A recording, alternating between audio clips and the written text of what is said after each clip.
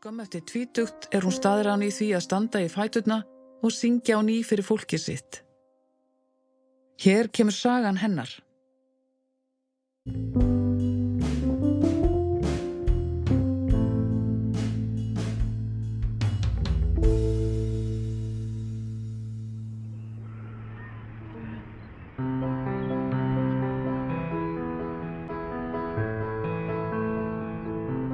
Ég heiti Katrín Björk Guðjónsdóttir og 28 ára gömul og bý á Flateyri. Hér vinkona mín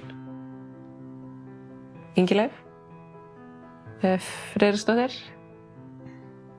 og hún röddin mín í dag. Það sem veldur mér oft mestum áhyggjum sú hugsun að kannski ná ég aldrei framar að kynna mig fyrir öðru fólki sem Katrín Björk, sú Katrín Björk sem ég innst inni og hef alltaf verið. Því þó ég geti stafað mig áfram með stafaspjaldinu og þannig komið í orð því sem mér býr í brjósti, þá tekur það oft langan tíma fyrir fólk að skilja þessi orð á spjaldinu. Ég get ekki stafað með tóni eða blæbrigðum og fólk áttar sig ekki alltaf á svipbrigðunum sem ég ræð ekki vel við og stundum ekki í takt við það hvernig mér líður eða hvað ég segi.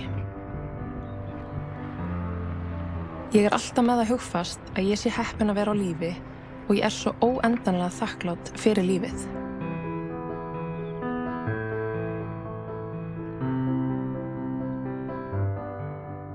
Ég bý á Flateyri heima með mömmu og pappa.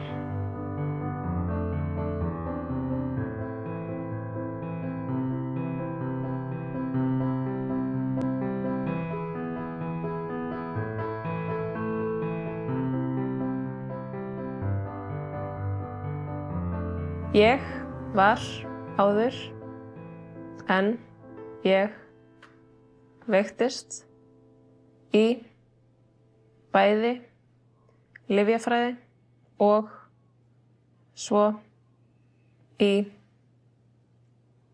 klásus í hjúkrun en núna bý ég hér á Flateyri og aðalega að blogga og skrifa bók.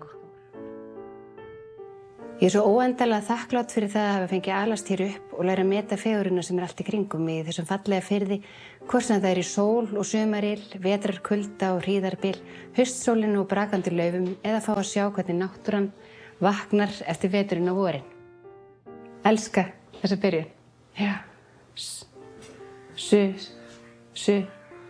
Sumar, vetrarkulda og hríðarbil. Já, ég veit það. Já. Ég hef alla tíð sett mér markmið og fundist mikilvægt að hafa skýr markmið í lífinu til þess að fylgja, til dæmis í náminu. Þessi eiginleiki minn finnst mér nýtast mér mjög vel núna því hann heldur mér við efnið og hjálpar mér að halda fókus. Ég hef bara þurft að læra að setja mér ný og annars konar markmið en áður.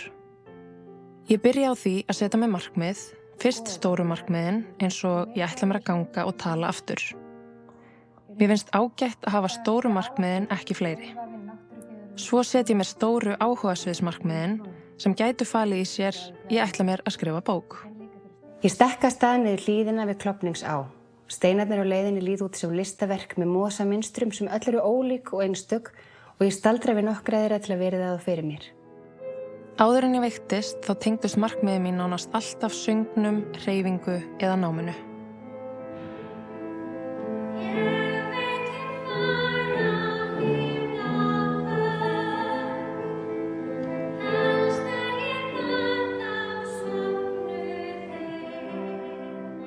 Ég var búin að vera í kórum örugglega frá því ég var 12 ára. Söngurinn var mér gífurlega mikilvægur. Hann var mér gleði á gráum dögum. Auðvitað sakna ég þess að geta sungið skiljanlega og geta haldið tóni. En auðvitað gefst ég aldrei upp. Ég ætla mér að geta haldið tóni og sungið skiljanlega. Það gefur mér svo óendanlega mikið. Æsku minnar leiðir lágu lengi vel þennan stað. Krjúpa niður, kyssa blómið, hversu dýrlegt fannst mér það. Ég byrja alla daga á að vakna á milli klukkan 6 og 8 og fer á skrifstofuna mína þar sem ég set mér markmið fyrir daginn. Þau eru yfirleitt ekki fleiri en 3 og tengjast vinnunum minni og því sem ég sé fyrir mér að gera þann daginn. Til dæmis vinna í ákveðnum kafla, klára færslu fyrir bloggið mitt eða samfélagsmiðla eða ná að taka fallega mynd fyrir Instagram. Eftir það fer ég í stigaklifrarann og kem hingað niður.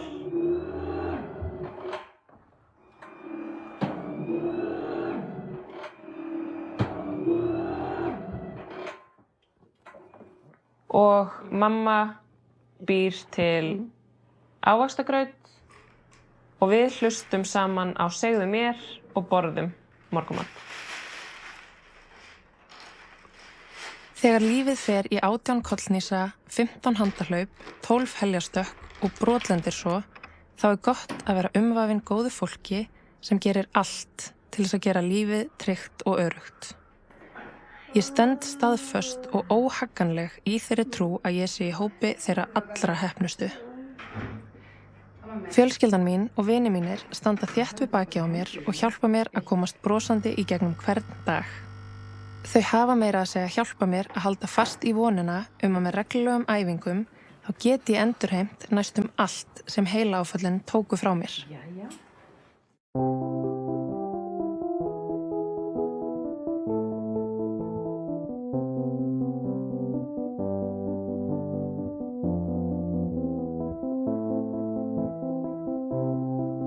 Fyrsta áfallið mitt kom þegar ég var ótrúlega stressuð fyrir klásusprófunum í hjúkrunarfræði í Háskóla Íslands. Ég var í líkamsrækt að klára síðustu æfinguna þegar höfuðið þyngdist í nokkra sekúndur, svo ég tók utan um höfuðið á mér og settist á dýnuna. Ég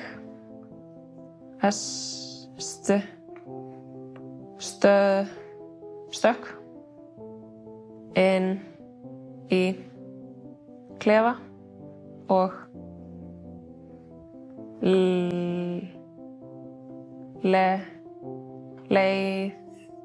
leit í spegilinn og sá þá að andlitið á mér var skakkt. Ég fór beint upp á bráðamóttöku í Fossvogi þar sem það kom í ljós að ég hafði fengið heilablæðingu. Þetta var í nóvember 2014. Daginn eftir var ég orðin alveg góð og var mjög pirruð að þurfa að hanga inni á spítalanum. Því ég vildi bara komast heim að læra fyrir klásusinn. 10 dögum síðar vakna ég og get ekki hreyft hægri hluta líkamans. Það hafði komið bólga í sárið. Þar sem heilablæðingin hafði orðið og myndað tappa og hafði hitt svo óheppilega á hreyfisvæði hægri hluta líkamans. Við tók erfið og allt öðruvísi sjúkrahúslega heldur en ég hafði áður upplifað. Við kröfðumst þess og við þurftum virkilega að berjast fyrir því að ég fengi að fara í allar þær rannsóknir sem gætu gefa okkur svör við því af hverju þetta kæmi fyrir 21 árs gamla heilbrigða stelpu. Ég lá í rúmlega viku á deild B2 á Landspítalanum en þá var ég flutt yfir á Grensásdeild. Ég var orðin mjög þreytt á þessari endalausu spítalalegu. Á Grensás lærði ég að ganga með hækju og komast bæði upp og niður stiga. Ég átti því ekkert allt of erfitt með að staulast upp í íbúðina sem var á annarri hæð.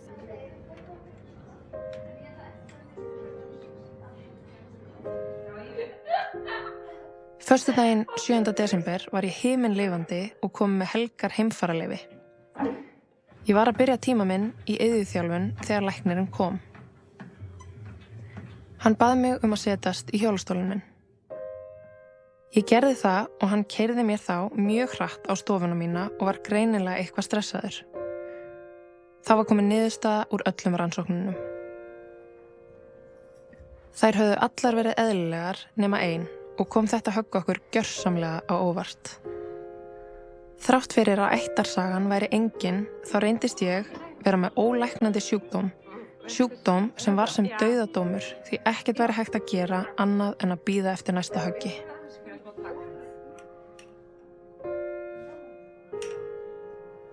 Sjö mánuðum síðar, eða þann 15. júní 2015, ég að taka á móti skemmtiferðaskipi í Kaupmannum á Ísafirði þegar ég finn að höfuð þyngist aftur. Þá var ég alveg viss hvað var að gerast því ég hafði upplifað þetta áður. Þá fór ég beint upp á spítala og þá kom í ljós að þetta var miklu stærri blæðing. Og ég var send beint með sjúkraflugi suður upp í Fossvog. Þar sem að Aron heila skurðlæknir bjargaði lífi mínu. Mér til mikillar mildi hitti þessi stóra blæðing bara á hreyfisvæði. Þegar ég vaknaði, heyrði ég og skildi allt það sem fór fram í kringum mig, en ég gat ekki tjáð mig og ekkert hreyft nema annað augað. Enginn í raun vissi að ég heyrði allt og skildi allt þegar ég lá á sjúkrastofunni. Svo þegar ég fór að geta blikkað einu sinni fyrir já og tvisvar sinnum fyrir nei með öðru auganu, fór ég loksins að geta gert mig skiljanlega. Mér finnst svolítið skemmtilegt að velta því fyrir mér hvort lífið hafi tekið á rás fram úr mér þennan dag eða hvort ég hafi á þessari stundu endurheimt lífið mitt. Þó ég tali ekki í góðu lagi með málstöðarnar, þær eru hinum megin í heilanum. Þess vegna get ég stafað og tjáð mig á stafaspjaldinu. Ég hef alltaf notið þess að búa mér til stóra framtíðadrauma sem kýtla mig og hvetja mig áfram í tilverunni. Við áfallið brotlentu þeir allir. Ég hef alltaf haft svo gaman að ég kynnast fólki og hlakkaði mikið til þess að prófa að búa í Reykjavík, fara í háskóla og klára nám, kynnast fólki, fara á djammið, spá í fötum, klæða mig og mála mig fallega og rækta vináttuna. Mig dreymdi að halda áfram í söngnum og jafnvel komast í leiklist og fara með vinkonum minni í kór. Mig langaði að ferðast allan heim, læra svo margt og kynnast því sem veröldin hefur upp á að bjóða. Þennan dag voru mér skyndilega gefin allt önnur spil. Ég gat ekki spjallað við fjölskyldu mína og vini þó að ég skildi allt sem framfór í kringum mig. Ég gat ekki einu svona samskipti í gegnum tölvu eða síma. Ég gat hvorki gengið, dansað, talað, né sungið, ekki borðað eða fundið lykt og hvorki skrifað sjálf né flett bókum. Ég missti öll völd yfir líkama mínum.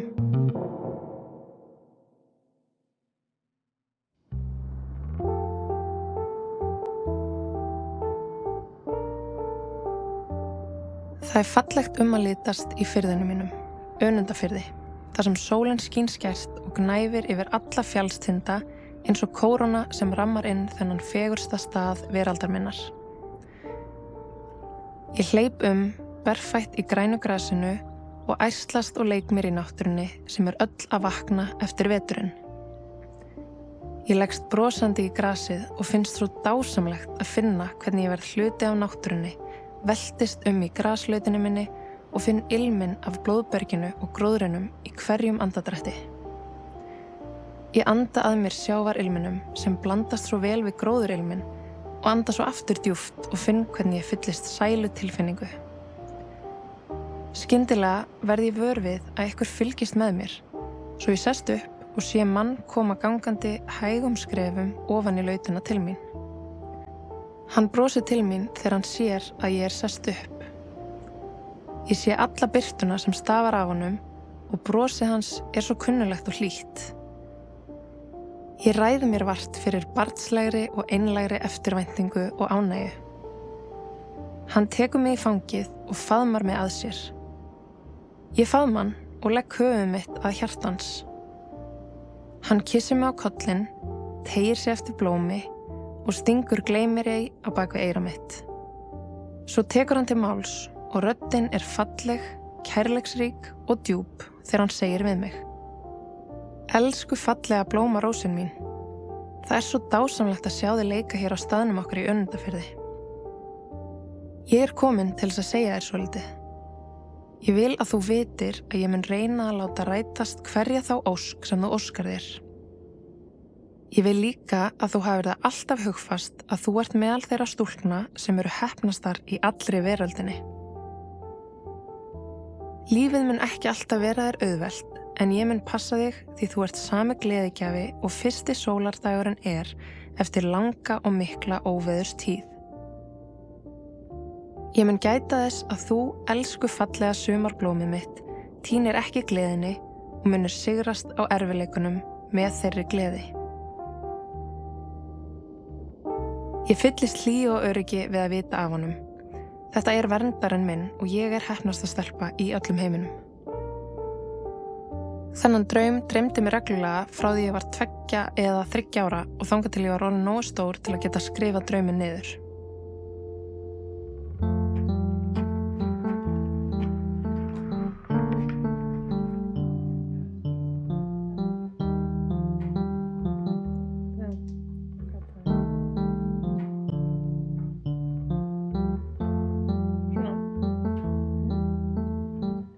Ég elska að skrifa og ég skrifa á hverjum degi.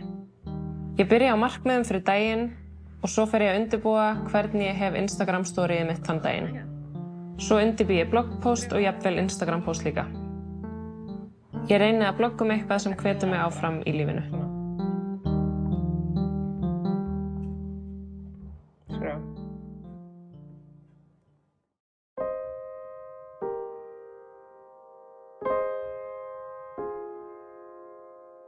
Ég var 2,5 árs þegar við fjölskyldan lentum í snjóflóðinu á Flateyri. Sem betur fer hafði pabbi byggt svo sterkt hús að efri hæðin flaut ofan á flóðinu og við komumst öll lífs af. Við misstum allt veraldlegt en við höfðum hvort annað og það skipti mig mestu máli. Ég var 2,5 árs þegar ég lenti í atburði sem ég man ekkert eftir en hafði áhrif á hugsunarhátt minn fyrir lífstíð. Ég man eftir þegar ég lék mér á grunnunum á húsinu mínu.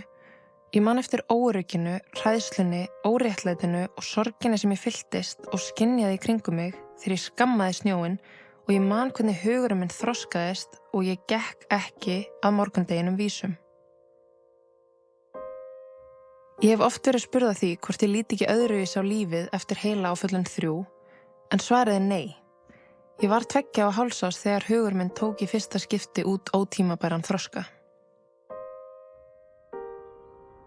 Sem lítið barn í blóma lífsins náði ég í gegnum þessa hræðilegu og miklu sorg að halda í blómstrið með ör á sálu minni og skilning á lífinu sem ég vona að ekkert 2,5 árs gamalt barn þurfi að fá. Svona lífið í hnotskurn og það eina sem ég get gert að njóta hvers dags sem mér gefinn. Okkur fjölskyldunni fannst ósanngjarnt að náttúran gæti rekið okkur frá Flateyri, þannig að við þrjóskuðumst við og pabbi byggði aðra höll fyrir okkur á Flateyri. Í dag hugurinn heima og hjá öllum sem mistu svo mikið. Ég kveiki á kertum og læt hugan reika liðna tíð.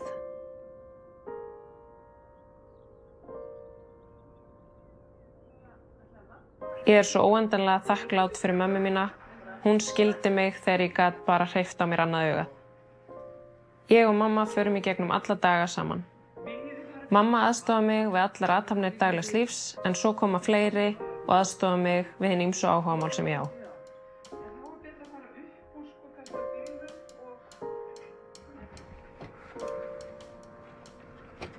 Yfirleitt nægja að halda í gleðina og viljastyrkin. Árið 2019, þegar ég sá svo skýrt að batinn gæti ekki orðið eins hraður og ég óskaði mér, missti ég þó móðinn. Sem betur fer endurheimti ég styrkin þegar ég uppgötvaði að lífið er ekki hugmynd, heldur áþreifanlegur raunveruleiki sem getur stundum verið mjög sár, en býður oftast upp á ótal tækifæri sem hægt að njóta ef maður kemur auga á þau og hefur kjark til þess að fylgja þeim eftir. Ég nýt þess að vera út í náttúrunni og finna fyrir fegurðinni allt í kringum mig.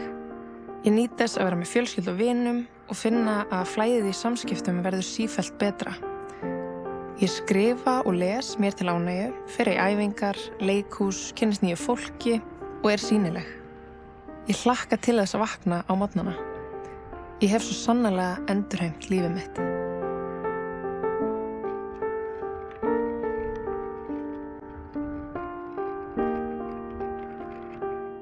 Ég fer til Ísafjarðar 3 sinnum í viku í sjúkraþjálfun þar sem ég æfi mig að ganga, geri teygjur og hreyfi þessa skanka mína. Eftir áföllin var oft mikil áskorun fyrir mig að vera í kringum fólk sem ég þekkti ekki vel því mér fannst ég ekki geta kynnt mig og sýnt og tjáð hver ég er í raun og veru. Ég hef þó öll þessi ár verið ég sjálf, jafnvel þó ég hafi bara getað tjáð mig fyrst með augunum. Ég get ennþá ekki stafað með tóni eða blæbrigðum og fólk áttar sig ekki alltaf á svipbrigðunum sem ég ræð ekki vel við og eru stundum ekki í takt við það hvernig mér líður. Ég óttast stundum viðbrögð fólks við hljóðunum sem koma frá mér og eru stundum ýkt eða ofsafengin eða slefinu sem veldur mér alltaf óöryggi. Fyrst eftir áfallið vildi ég bara verða eins og ég var áður. Ná fullum bata svo ég gæti orðið ég sjálf aftur. Ég finn núna að ég er bara ég og sú sem ég er í dag en ég get stefnt að því að bæta mig dag frá degi. Ég trúi því að ég verði bara svona tímabundið svo ég ætla alls ekki að hætta að vera ég. Núna er ég hætt að vera hrædd við að kynna mig fyrir öðru fólki og farin að njóta þess að vera á meðal fólks og taka þátt í viðburðum í bænum mínum. Þessi áföll drógu kannski úr mér kraftinn en ég hef náð sátt og finn bara fyrir óþrjótandi lífskrafti sem ég veit að ég get alltaf treyst á. Ég er búin að sætta mig við að verða kannski bara alltaf á batavegi. En þá er ég þó á réttum vegi. Það getur samt engin læknir sagt mér að ég muni aldrei ná fullum bata. Það er bara ég sem get hlúð að sjálfri mér og látið draumana mína rætast. Það voru margir læknar sem sögðu við foreldra mína að ég myndi ekki lifa þetta af og hér er ég nú enn og á stöðugum batavegi sem er að mestu leyti undir mér sjálfri komin. Vel gert. Það er aðeins svo langt á milli. Það voru að stika þetta. Glæsilegt, það var ekki eitt touch, sko. Ég minni sjálfa mig á að þó sigrarnir virðist kannski litlir frá degi til dags, þá eru þeir allir mikilvægir. Ég gleðst yfir þeim öllum og þeir veita mér allir kraft. Dæmi litlu sigrana mína eru: í dag þurfti ég bara 3 tuskur til að grípa munnvatnið. Þær voru 5 í gær. Í dag náði ég að gefa frá mér sterkari hljóð en í gær eða í dag náði mamma að skilja orðin sem ég myndaði. Ég er farin að geta andað í gegnum nefið og fundið alla lykt.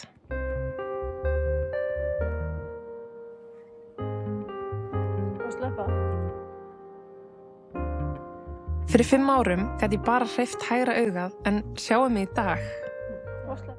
Ég held að það að setja mér markmið og fylgja þeim hafi komið mér á þann stað sem ég er á í dag. Ég reyna að skrifa niður hjá mér alla litlu sigrana því að einn daginn munu þeir allir verða hluti af einum stórum sigri. Það er mikilvægt að missa ekki móðinn því hver á að geta trúað á mig ef ég gera það ekki sjálf. Sjúkraþjálfunin veitir mér von og styrk til að þora að vona að einn daginn geti þetta allt breyst.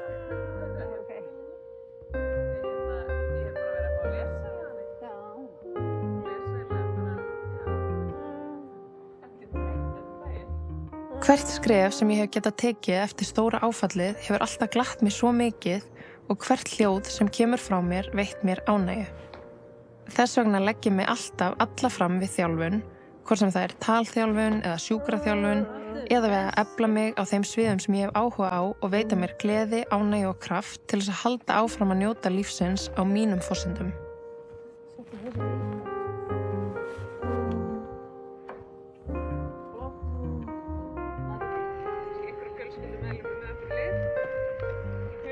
Ég hef alltaf verið svo heppin að hafa húmorinn og gleðina að leiðarljósi. Mér finnst mikilvægt að ná að hlæja með vinum og fjölskyldu og gera jafnvel grín á sjálfri mér. Það ekkert betra en gott hláturskast í góðra vinahópi. Þannig verður þessi erfiða og ósanngjarna barátta bæði skemmtilegri og aðeins auðveldari. Það mikilvægt að muna að heimurinn fullur af hvetjandi fólki, hlutum og náttúru sem getur veitt manni innblástur, gleði og ánægju. Að hlusta á tónlist, að horfa á þætti eða bíómyndir, lesa góða bækur, fara út í náttúruna, fara í göngutúra og finna hvað lífið hefur upp á að bjóða, hefur reynst mér vel. Ég hlúi að sjálfri mér með því að sinna áhugamálunum mínum, til dæmis með því að klæða mig í falleg föt, en ég mjög gaman að því að fylgjast með tísku, klæðast fallegum fötum og líta vel út. Ég gef mér því góðan tíma í að sinna þessum hugðarefnum.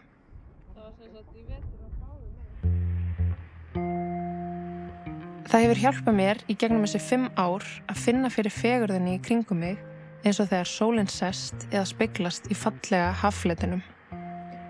Eða þegar það fallegur dagur úti, þá finnst mér hann speglast innra með mér.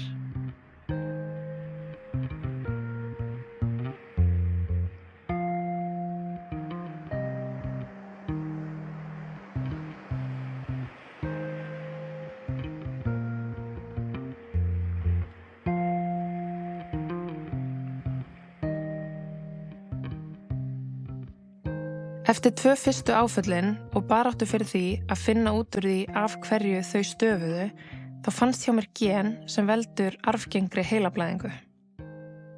Þetta var í fyrstu sem dauðadómur, en ég fekk byr undir báða vængi þegar frændi minn, sem læknir og vísindamaður, sagði mér að hann myndi leita að lækningu og ekki hætta fyrr en hann fyndi hana. Nú hann kominn vel á veg með að þróa lyf sem virðist hafa áhrif á sjúkdóminn til að fyrirbyggja þessa tegund heilablæðinga. Hann heitir Hákon og að skoða gen og finna lausnir við hinum ýmsu sjúkdómum. Þegar hann heyrði af niðurstöðunum sem ég fékk úr erfðarannsókninni, sagði hann við mig: Ég ætla að finna lausn, en ég þarf bara smá tíma. Strax á fyrstu dögum veikinda minna, sumarið 2015, var ég alltaf að kafna úr slími, sama hvort ég var í öndunarvélinni eða ekki. Svo Hákon lagði til að ég yrði sett á lyf sem gæti hjálpa mér að losna við slímtappana. Þá var farið að gefa mér innöndunarlyf. Seinna, þegar ég var orðin miklu betri og hætti að mynda slímtappana, vildu læknarnir að ég hætti á þessu lyfi. Ég tók það hins vegar ekki í mál því mér leið svo vel að vera laus við allt þetta slím sem ég gat varla hósta upp sjálf. Ég vissi að ef ég tæki lyfið áfram, myndi ég vera laus við áhyggjurnar að þetta gæti tekið sig upp aftur. Þetta líka upphafið að kraftaverkinu. Ég hélt því áfram á innöndunarlyfinu og þrjóskaðist við að taka það á hverjum degi í 14 mánuði. Ég var einmitt með öndunargrímuna á mér að taka lyfið í október 2016 þegar systir mömmu og maðurinn hennar, Hákon, hringdu. Hákon frændi minn hafði þá með sínu vinnuteymi fundið lyf sem minnkar útfellingar í æðunum sem einmitt ástæðan fyrir því að ég fékk blæðingarnar. Og það var einmitt öndunarlyfið sem ég hafði verið að enda við að taka. Í kjölfarið fór ég að taka lyfið í töfluformi og hef síðan farið reglulega í rannsóknir sem sýnt hafa ótrúlega góðar niðurstöður. Mér finnst það dásamleg tilhugsun að veikindi mín og minn ótímabæri dauðadómur skuli hafa orðið hvati fyrir frænda minn til þess að finna og þróa fyrir mig lyf sem mun örugglega bjarga mér og vonandi mörgum öðrum. Lyfið veitir mér von og það breytir miklu að finna að allt það sem ég hef gengið í gegnum hafi, þegar allt kemur til alls, einhvern tilgang. Ég áfram á góðum batavegi og legg mig alla fram við að ná sem mestum og bestum bata. Sigrarnir vinnast ennþá hægt, en ég finn núna að hugurinn heldur ekki aftur af mér þegar vonbrigðin hellast yfir mig. Togstreitan milli óskhyggju og raunveruleikan sem blasti við mér lamaði mig áður og dró úr mér allan viljastyrk og kraft. Ég vildi bara verða eins og ég var áður, ná fullum bata svo ég gæti orðið ég sjálf aftur. Smá saman fór mér fram þó sigrarnir innust hægt. Vel gert, þetta gerður þú bara sjálf. Ég fer tvisvar í viku í talþjálfun. Talþjálfun fer fram í gegnum app sem heitir Kara Connect. Þar hitti ég vinkonu mína sem talmeinafræðingur og lætur mig gera ýmsar æfingar. Ég æfi alla vöðvana sem eru bæði í munninum og hálsinum. Það sjúklega erfitt. Ég svitna aldrei meira en þegar ég í talþjálfun. Og við byrjum bara einfalt fyrst. Og ég ætla að biðja þig að galopna munninn, bara slaka á og loka. Og loka vel og klemma. Og ég ætla að biðja núna að setja stút á varirnar. Og svo ætla ég að biðja að brosa. Brosa betur. Þarna, já. Vel gert. Og slaka. Ég ætla að biðja þig núna að segja ma.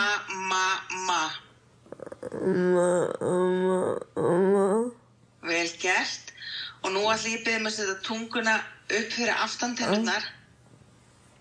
Og ég ætla að biðja að segja na. Vel gert. Og alveg að slaka á milli.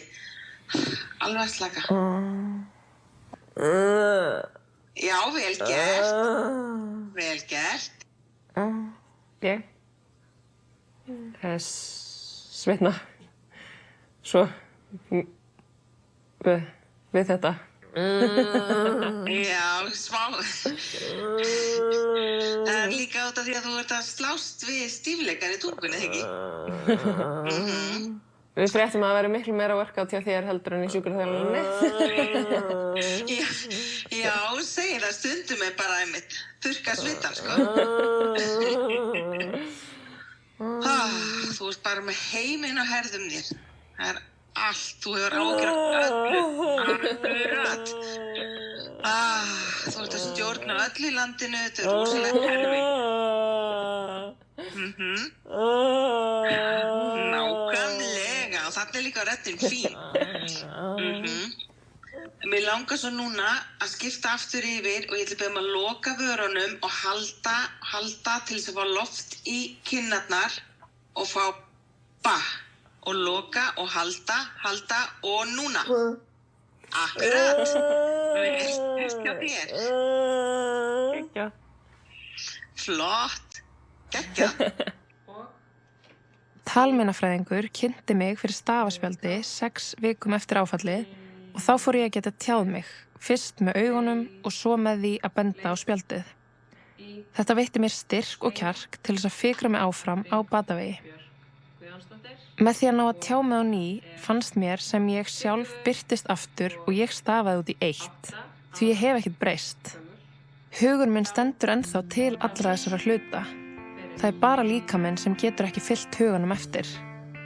Ég hef ennþá sömu áhugamál og sömu drauma þó ég verði að aðlaga þá að breyttum aðstæðum. Þó ég verði aldrei söngkona eða dansari, þá hafa margar aðrar dyr opnast. Heyr mína bæn, mildasti blær, berðu kveðju mín yfir höf, syngdu honum saknaðar ljóð, vanga hans blik, vermir þú sól, vöru mjúkur,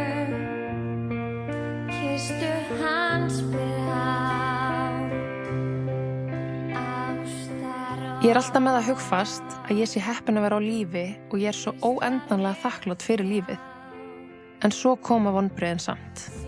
Vinkonur mínar skipuleggja utanlandsferðir eða partí, halda baby shower og fara í sumarbústað og ég veit að ég get ekki tekið þátt í þessu með þeim. Þær flytja jafnvel upp á 5. hæð í blokk þar sem engin lyfta og ég verð að sætta mig við að get ekki heimsótt þær. Þrátt fyrir vonbrigðin sit ég bara og brosi með vinkonum mínum í þessum skipulagningum og reyna að láta þær ekki finna fyrir neinu því þetta ekkert sem að þær geta gert. Yfirleitt nægja að halda í gleðina og viljastyrkin. Árið 2019, þegar ég sá svo skýrt að batinn gæti ekki orðið eins hraður og ég óskaði mér, misti ég þó móðinn. Sem betur fer endurheimti ég styrkin þegar ég uppgötvaði að lífið ekki hugmynd, heldur áþreifanlegur raunveruleiki sem getur stundum verið mjög sár en býður oftast upp á ótal tækifæri sem hægt að njóta ef maður kemur auga á þau og hefur kjark til þess að fylgja þeim eftir.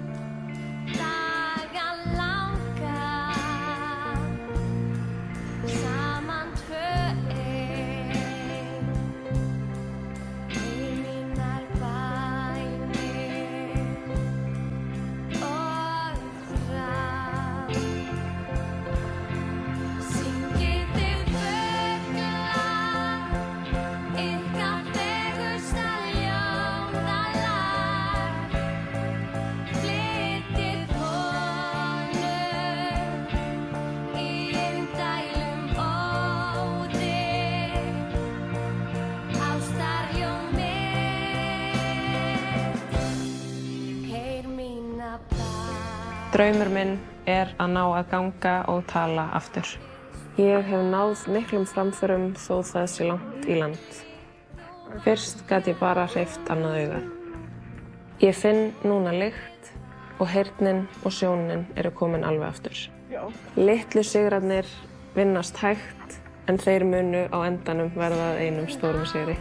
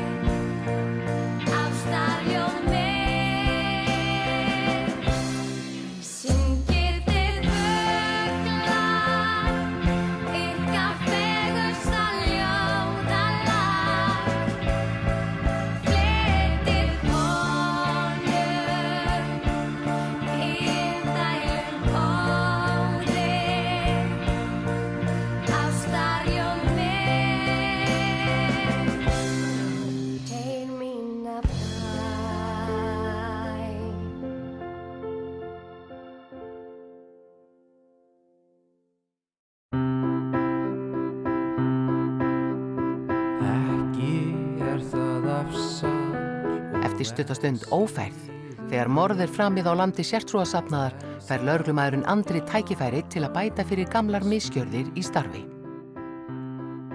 Heldur frelsi undan sjálfum sér, svo gæfuríka